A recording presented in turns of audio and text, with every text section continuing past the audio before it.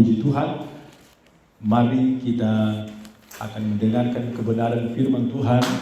Kita tidak berlambat-lambat, kita langsung melihat dalam kitab Yesaya. Dan ini merupakan suatu nubuatan dari Nabi Yesaya tentang datangnya seorang Mesias. Mesias artinya yang diurapi, sama dengan pengertian Kristus. Kristus juga artinya yang diurapi. Yesaya pasalnya yang ke-9, ayatnya yang ke-5. Sekali lagi, Yesaya pasalnya yang ke-9, ayatnya yang ke-5. Kita akan melihat pembacaan ini dalam Yesaya 9, ayatnya yang ke-5. Saya mengajak kita semua untuk berdiri bersama-sama. Kita akan membacakan firman Tuhan.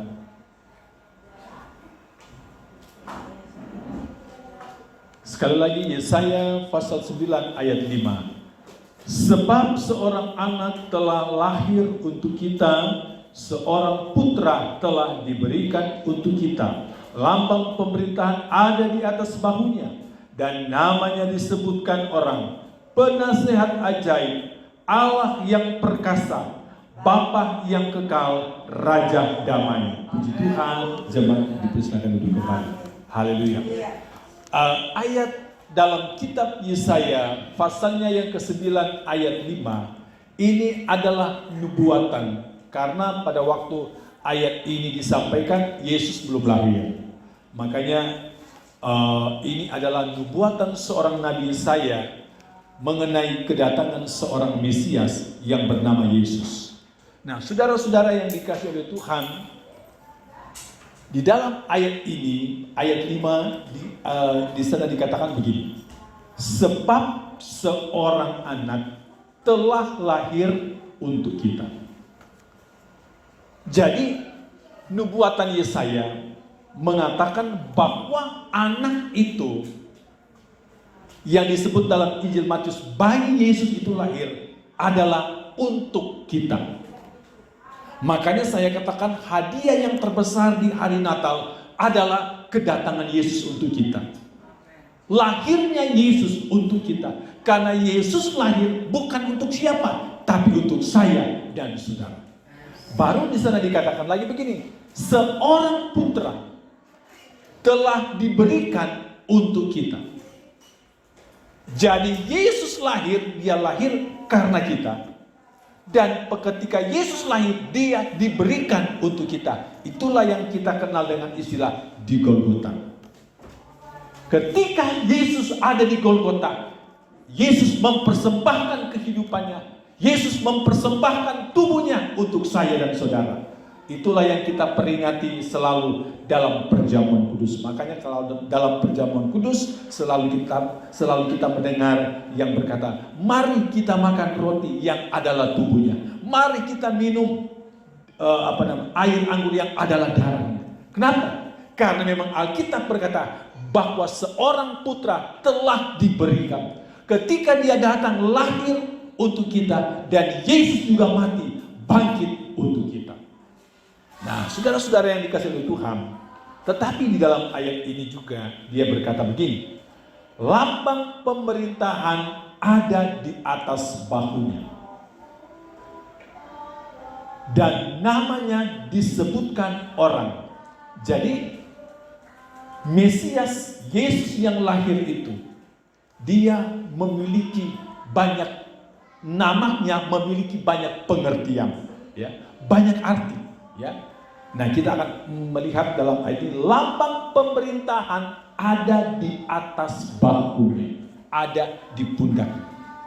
Baru dia berkata, dan namanya, nama Yesus itu, nama Mesias itu, ketika dia ada di dalam dunia ini, apa kata orang? Apa yang disebut orang? Pertama, dia adalah penasehat ajaib.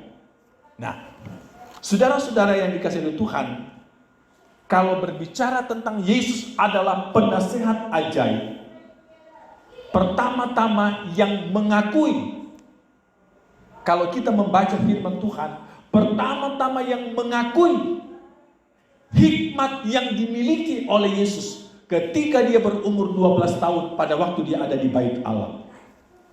Bagaimana Alkitab menceritakan Yesus bersoal jawab dengan para pakar-pakar kitab. Karena kalau bicara ahli-ahli Taurat itu pakar-pakarnya kitab. Kalau saya boleh katakan untuk istilah sekarang, pengurus-pengurus atau pimpinan-pimpinan besar gereja, pimpinan aras gereja, mereka adalah pakar-pakar teologi yang berkumpul. Kalau untuk istilahkan rektor-rektor STT, para dosen-dosen terkemuka berkumpul. Dan Alkitab berkata, mereka takjub dengan Yesus yang pada waktu itu baru berumur 12 tahun. Dan Alkitab berkata apa? Dia adalah penasihat yang ajaib. Umurnya waktu di bait Allah itu baru 12 tahun. Tetapi ketika dia bersoal jawab dengan para pakar-pakar teolog, mereka kagum dengan anak. Saya katakan waktu itu masih disebut anak karena masih 12 tahun. Mereka kagum dengan anak ini. Mereka tidak menyangka seorang anak kecil bisa menjawab persoalan, bisa menjawab soal-soal yang mereka berikan. Bahkan mungkin ketika mereka terjadi pembicaraan, terjadi dialog, mungkin ada yang selama ini belum pernah mereka ketahui, tapi itu keluar dari ucapan Yesus yang adalah penasehat ajaib.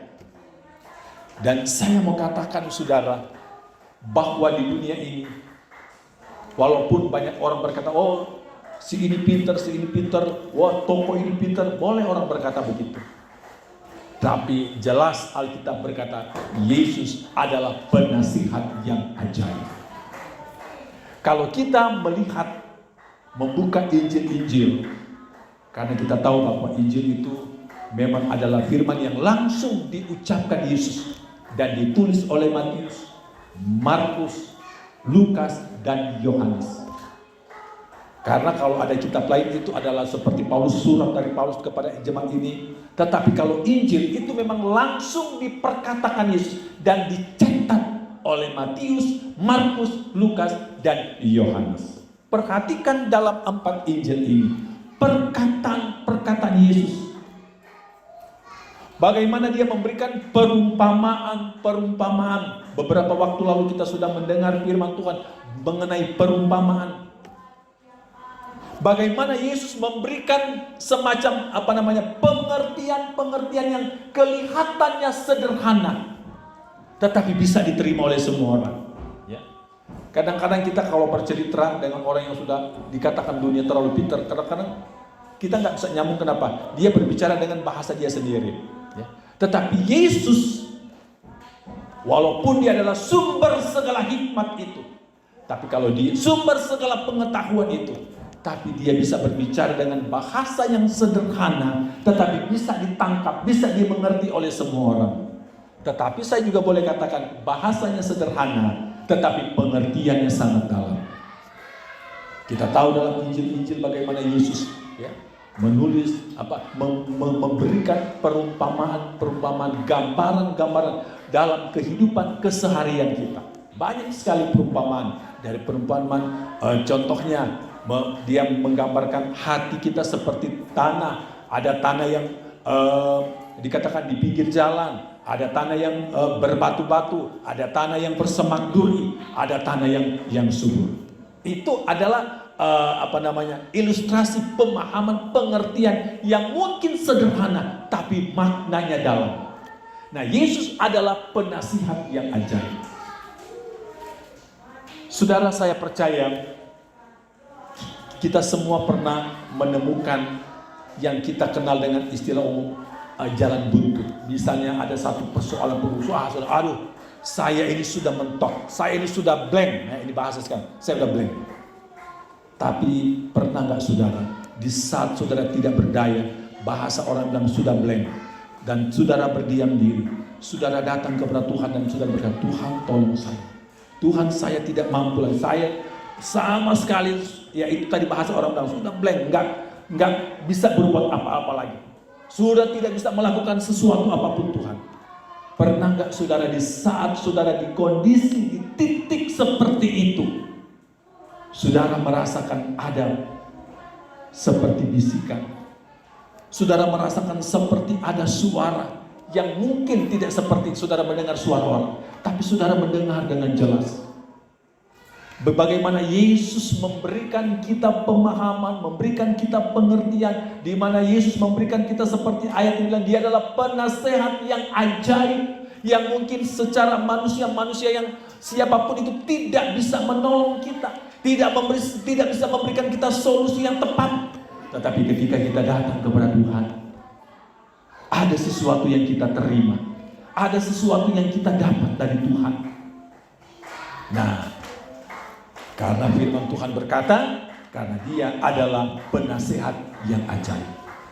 Terus kita lihat yang kedua, selain Dia disebut dengan penasehat ajaib, Alkitab juga berkata bahwa Mesias atau Yesus itu, Dia adalah Allah yang perkasa. Haleluya.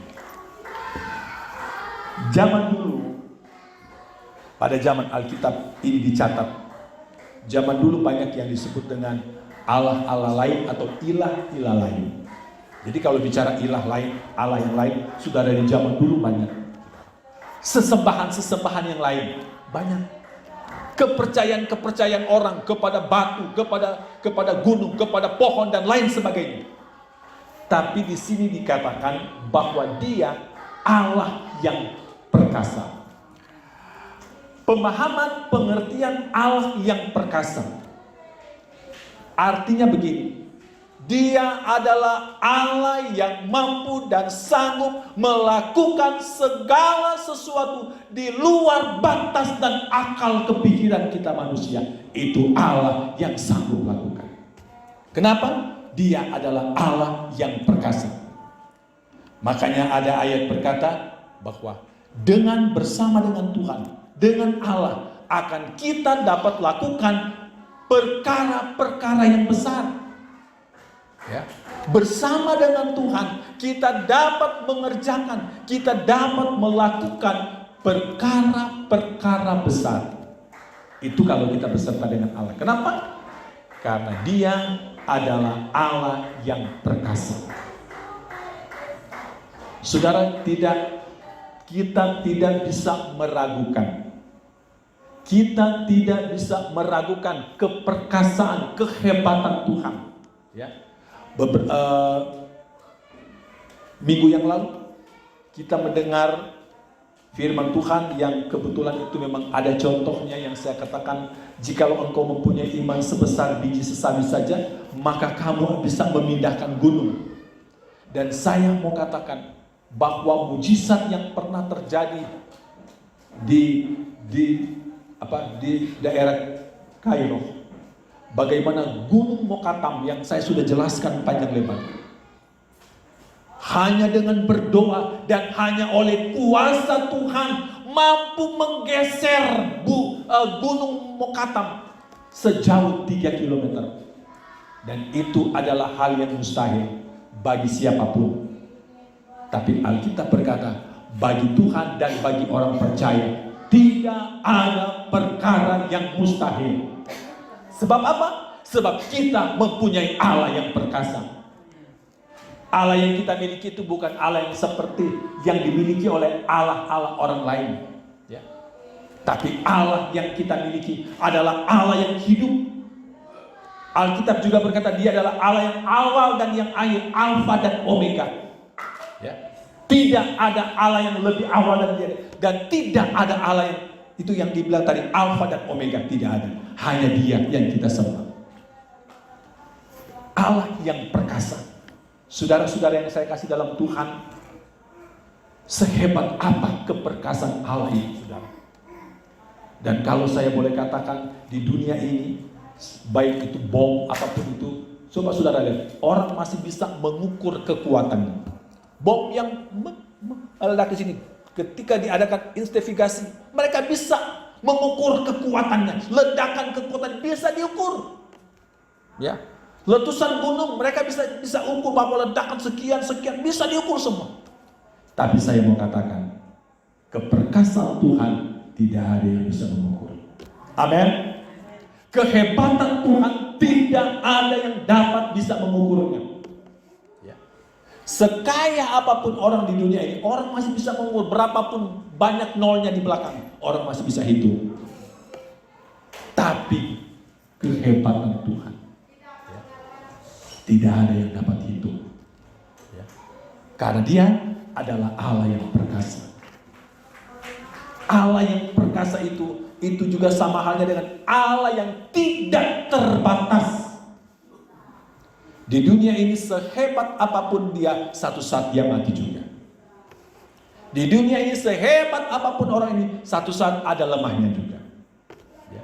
Saudara bisa melihat ya, banyak tokoh-tokoh yang wah dia hebat nih, tapi udah makan usia, udah mulai redup, mulai layu. Ya udah, memang dia manusia, nggak bisa kita sangkal itu, saudara. Ya. Hukum alamnya begitu. Tapi Allah yang perkasa, tidak ada yang, bahkan di dalam firman Tuhan, tidak ada yang dapat disamakan, dibandingkan dengan Allah itu. Kalau di dunia ini kan orang masih bisa banding-bandingin. Oh ya, dulu ini si petunjuk nih, mulai dibandingkan. Wah, kayaknya kalau sama yang ini masih lebih mahal. Bisa dibanding-bandingkan. Kekuatan orang di dunia, wah ini bisa mengangkat sekian ratus kilo. Wah ini beda. Wah ada di negara ini, dia bisa mengangkat sekian kilo. Nanti muncul lagi, oh pada berapa tahun yang lalu, ada di negara ini bisa mengangkat sekian ratus kilo. Bisa diukur. Tapi kekuatan, kemampuan Allah yang kita sembah, Allah yang tidak terbatas kekuatan, tidak terbatas kemampuan, tidak bisa diukur. Bahkan Tuhan pun memberkati kita, tidak bisa juga diukur. Tidak ada yang dapat membatasi, saudara. Kalau orang di dunia ini sehebat apapun perusahaan itu kan ada batas gajinya. Masih bisa ada batas juga, bukan karena dia sudah bekerja atau orang yang cukup diambil terus gajinya sekian, enggak. Sesuka dia sekian, enggak. Ada batas. Tapi Allah yang kita sembah, Dia memberikan sesuatu kepada kita dengan tidak ada batasnya. Tidak bisa diukur, tidak bisa dinilai. Nah, sekali lagi di dalam firman Tuhan berkata, penasehat yang ajaib, Allah yang perkasa. Nah, kita akan membaca dulu ayat, karena ini sehubungan dengan Allah yang perkasa itu tadi. Ya. Coba dulu tolong kita baca masih dalam kitab Yesaya. Yesaya 28 ayatnya yang ke-29. Nah, ini saya minta tolong bantu baca kalau ada yang sudah lebih dulu mendapat. Yesaya 28 ayatnya yang ke-29. Jadi 28 29.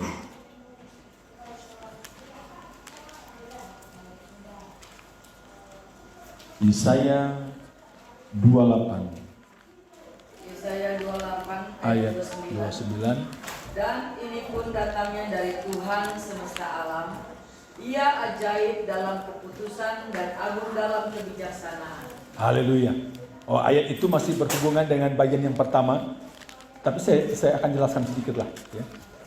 Bagian yang pertama tadi adalah penasehat ajaib. Terus ayat referensinya tadi dalam pasal 28 ayatnya yang ke-29. Dan ini pun datangnya dari Tuhan semesta alam. Ia ajaib dalam keputusan dan agung dalam kebijaksanaan. Ya. Nah, ini Allah dalam kebijaksanaannya. Firman Allah berkata bahwa ia ajaib dalam keputusan dan agung dalam kebijaksanaannya. Nah, kita akan lihat dalam tentang apa Allah yang perkasa itu. Kita akan lihat dulu dalam Kolose 2 ayatnya yang ke-9. Kolose 2 ayat 9. Ya. Sebab dalam Dialah berdiam secara jasmania seluruh kepenuhan kealahan. Haleluya. Di dalam dirinya, dalam diri Yesus, berdiam seluruh kepenuhan kealahan. Ini kan yang sering kali dipertanyakan oleh banyak orang tentang kealahan Yesus. Karena Mereka punya dalil begini, kan dia kan lahir dari manusia, bukan seperti Superman, baik ya. Tapi saudara, yang kita harus ketahui, seperti ayat firman Tuhan berkata, bahwa di dalam diri Yesus, dalam kehidupan Yesus secara pribadi, secara manusia, pada waktu dia datang ke dalam dunia yang kita sudah baca tadi, berdiam secara kepenuhan kealahan. Artinya bahwa seluruh apa yang ada dalam diri Allah ada pada Yesus. Itu yang disebut dengan kealahan Yesus. Makanya pada waktu dia di dalam dunia ini, saudara, kenapa dia bisa membangkitkan orang mati? Karena ada kuasa Allah yang hidup di dalam kehidupannya. Sehingga kalau dia berkata kepada orang mati, bangkit, orang itu bangkit. Yang lumpuh berjalan, orang itu berjalan. Sebab apa? Dia adalah Allah yang perkasa. Beda dengan kita manusia. Kita manusia adalah manusia yang terbatas. Kalau toh ada manusia di muka bumi ini yang dipakai Tuhan melakukan, katakan mendoakan orang itu sembuh, itu karena kuasa Tuhan. Itu karena kuasa Tuhan, bukan karena hebatnya orang itu, saudara, karena kuasa Tuhan, ya. Nah, saudara-saudara yang saya kasih dalam Tuhan,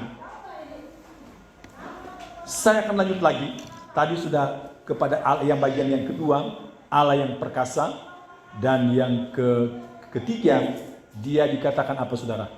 Bapa yang kekal. Haleluya.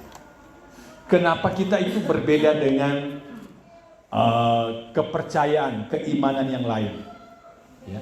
Dari hampir semua agama yang ada di dunia ini, hanya kita yang selalu menyapa, oh Bapa. Kenapa kita menyapa dia Bapa? Alkitab berkata, dia adalah Bapa yang kekal. Pertanyaannya, kenapa kita menyapa dia Bapa? Nanti ada lagi yang tanya, memang itu Bapa kamu? Kan sebenarnya begitu. Kenapa? Karena Yesus digambarkan di dalam firman Tuhan sebagai seorang Bapa. Karena Bapa itu pemahamannya adalah seorang yang atau sosok yang mampu mengayomi, menjaga. Itu Bapa. Coba seorang anak kecil, ada temennya, ini lagi main, ada temennya iseng terus, ya namanya anak-anak ya. Jadi kita juga maklumin kadang-kadang anak-anak ada temennya isengnya anak ini sudah mulai agak ya di luar batas lah, mungkin mulai nonjok, sampai anak ini sudah merasa wah sudah terganggu dan mungkin kesakitan. Tapi di saat di tengah-tengah dia merasakan itu, tiba-tiba muncul sosok bapaknya, anak itu akan percaya, bahkan di awal ini ada bapaknya. Kenapa? Dia percaya ada Bapa yang akan melindungi dia. Itulah sosok Yesus, itulah sosok Mesias bagi kita. Dia adalah Bapa kita, saudara. Bapa yang mengayomi, Bapa yang menjaga, Bapa yang melindungi kita, saudara. Itulah dia, itulah Yesus. Sehingga ada kata istilah yang sama-sama kita kenal. Dia adalah Allah apa? Immanuel. Kenapa? Allah yang menyertai kita senantiasa kapanpun dan dimanapun. Bapa yang kekal. Kenapa ditambahkan kekal? Karena Bapa di dunia ini maaf, ada batas waktunya. Kalau ditanya di sini, apakah di sini masih punya Bapa semua? Pasti ada yang sudah nggak punya Bapa. Kenapa? Bapa di dunia maaf, walaupun kita kasih tidak kekal. Amin. Kan tidak kekal. Memang saya puji Tuhan sampai hari ini masih punya Bapa. Ya. Tapi kalau istri saya, sudah tidak punya Bapa. Tahun 2000. Bapa di dunia maksud saya ya.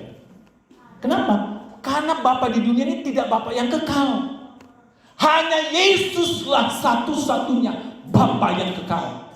Makanya saya juga mau katakan, memberikan penghiburan bagi mereka yang sudah tidak punya Bapa di dunia. Jangan engkau kecewa. Kenapa? Di dunia engkau tidak punya Bapa, tapi di sorga kita punya Bapa yang selalu memelihara dan menjaga kita. Dia adalah Bapa yang kekal. Tidak ada batas waktu. Bapa kita di dunia ini satu saat tidak berdaya karena dia sakit. Kalau kita diganggu, Bapa juga mungkin tak bisa nolong. Kenapa? Dia lagi sakit, tidak berdaya. Tapi ingat, kita punya Bapa di surga. Yesus itu adalah Bapa kita semua. Dia menjaga, dia mengayomi kita. Ada juga cerita firman Tuhan berkata begini. Bapa katanya di mana di dunia ini yang tidak tahu memberikan yang terbaik buat anak-anaknya. Adakah Bapa di dunia ini anaknya minta telur terus dikasih kalajengking, dikasih batu dan sebagainya? Tidak akan ada. Tapi di sini firman Allah berkata, apalagi Bapamu yang di surga, Dia tahu memberikan yang terbaik bagimu. Saudara. Artinya itu membandingkan begini. Memang Bapa di dunia pasti perhatian sama anaknya, tapi Alkitab memberikan perbandingan. Masih Bapa di surga yang lebih jauh, lebih tahu dan lebih memperhatikan kita. Kenapa? Karena Bapa di dunia ada batasnya. Mungkin Bapa di dunia pengen memberikan anak itu sesuatu yang lebih, tapi maaf kondisinya, kemampuannya yang tidak bisa.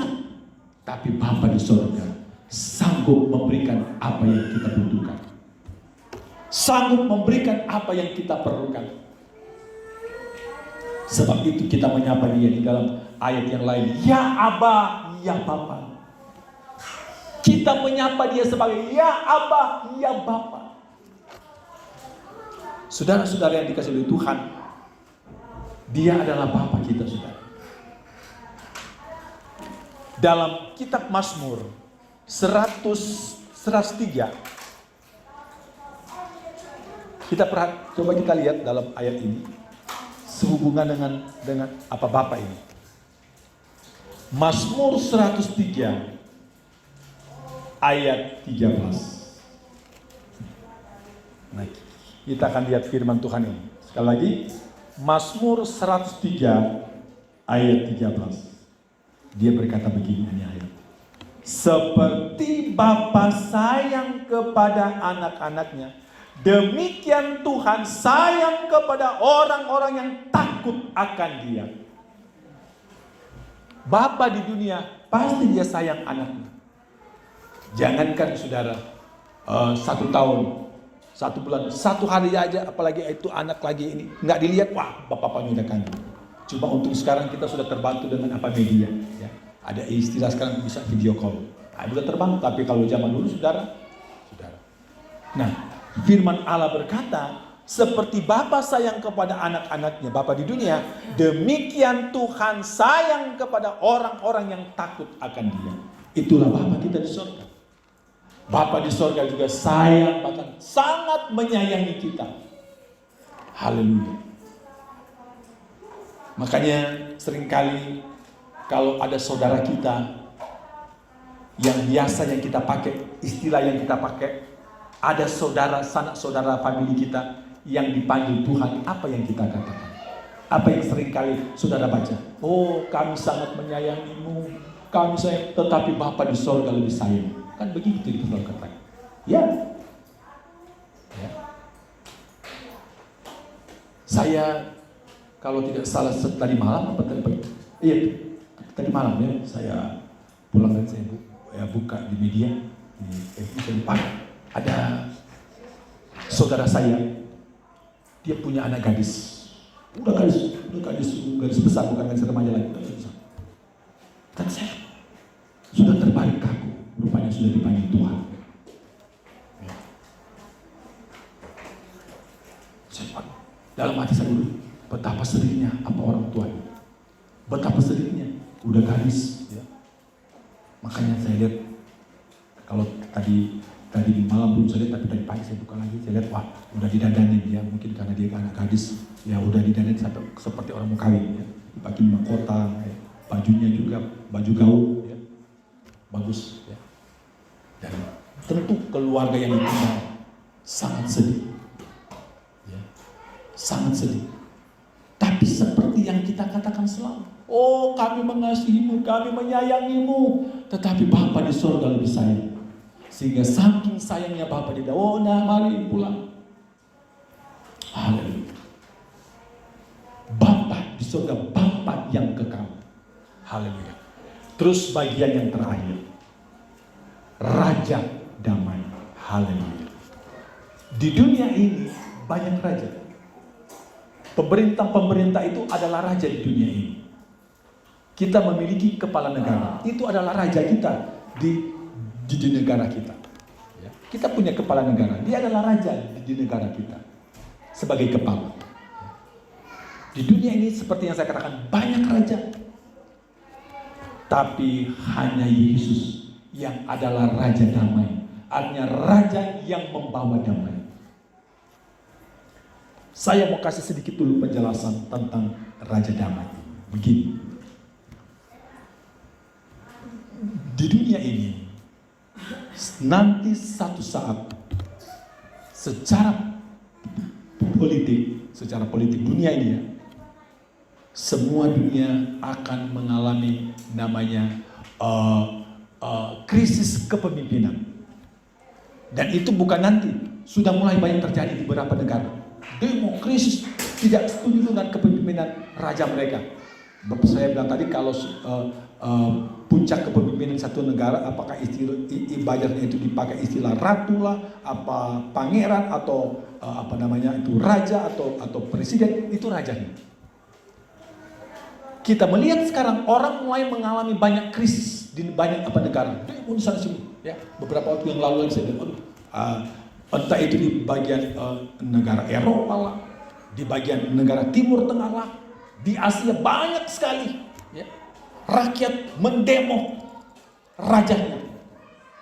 Karena mungkin di bawah ini sudah tidak merasakan ada damai, tidak ada keadilan dan sebagainya. Biasanya itu semua. Kenapa Yesus dikatakan Raja Damai? Saudara perlu perhatikan. Ada satu saat di mana kita orang-orang percaya akan mengalami satu pemerintahan yang penuh dengan kedamaian. Itu yang saudara nanti baca dalam kitab Wahyu pasal 20 yang disebut dengan kerajaan 1000 tahun damai. Dan di situ Yesus bertindak sebagai raja dan orang percaya baca Alkitab Wahyu 20 akan memerintah bersama-sama dengan Yesus sebagai raja di atas segala raja, raja pembawa damai. Dan di 1000 tahun pemerintahan Kristus itu tidak ada demo di sana. Mau gimana demo? Orang semua penuh dengan sukacita, penuh dengan damai. Kenapa terjadi demo di berbagai tempat? Karena ada ketidakadilan, tidak ada damai di sana, ya. Tidak ada sejahtera di sana, sehingga orang demo. Tetapi kita akan mengalami pemerintahan yang penuh dengan damai, yaitu dalam pemerintahan Kristus, dalam pemerintahan 1000 tahun damai. Di dunia ini sehebat-hebatnya seorang raja yang pernah memerintah sudah paling tinggi puluhan tahun. Belum ada yang mencapai ratusan tahun. Tapi Yesus akan memerintah selama 1000 tahun damai. Dan saudara-saudara, ketika dia datang nanti, pada kedatangannya yang kedua kali, dia akan datang sebagai raja di atas segala raja bagi kita semua. Dan kita akan masuk dalam pemerintahan itu. Kita akan mengalami dalam masa 1000 tahun damai itu. Masa itu masa yang penuh dengan kedamaian. Masa itu walaupun situasinya masih ada di dunia, tapi penuh dengan damai, penuh dengan sejahtera selama 1000 tahun. Dan kita akan bersama-sama dengan Kristus. Haleluya. Sebab itu kita memperingati dalam hari kelahiran Tuhan Yesus di tahun 2022 ini. Mari saya mengajak kita jemaat GPD Efrata, mari biarlah seperti ayat firman Tuhan yang sudah kita dengar tadi. Di sana dikatakan sebab seorang anak telah lahir untuk kita, seorang putra telah diberikan untuk kita. Pertanyaannya, apakah saudara siap? Yesus mau lahir dalam kehidupanmu. Apakah saudara siap Yesus mau ada dalam kehidupan saudara? Saya mau katakan, Yesus akan datang. Yesus mau hadir